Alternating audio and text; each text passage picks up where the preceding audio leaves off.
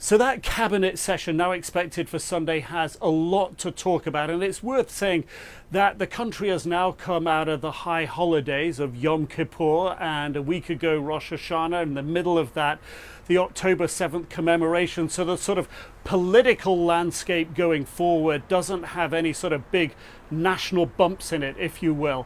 We know that there is going to be discussion, or we're expecting there to be discussion, about how Israel should respond to Iran's ballistic missile strikes of a couple of weeks ago, under extreme pressure from the United States to keep the response proportional and not escalate tensions in the region. It is still not clear what the strikes will look like, when they'll come. I think the only certainty at the moment is that they will come. And in the midst of all of this, you know, the cabinet has to deal with a war on two fronts, the one in the south and the one in north. And in the north, against Hezbollah, they've expanded the operations across the Lebanese border there, declaring another closed military zone, telling another 24 Lebanese villages, 19 of them new ones, totaling the list now of villages that they've told this, given them evacuation orders to move away from the border for an extended period, up to 30 miles away. 136 villages now fall into that category. So the northern border, the airstrikes as well, continuing. So the pace of operations on that northern front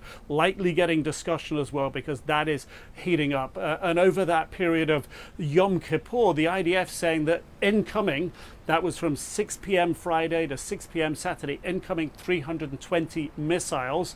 And on Saturday, some of those missiles or intercepts from them raining shrapnel down on villages in the north. 3 people there, 3 civilians were injured in that. And in Gaza, more evacuation orders being issued by the IDF, telling tens of thousands of more people to evacuate their homes in the north of Gaza to get out of the way of what they describe as forceful military operations. This could last for an extended period. More and more people in the north of Gaza facing these evacuation orders right now, as the IDF says that it's going after Hamas there, that is trying to reconstitute. So a lot for the cabinet to be discussing, but center focus for the people of Israel and of course for the region, the discussions about how to respond to Iran.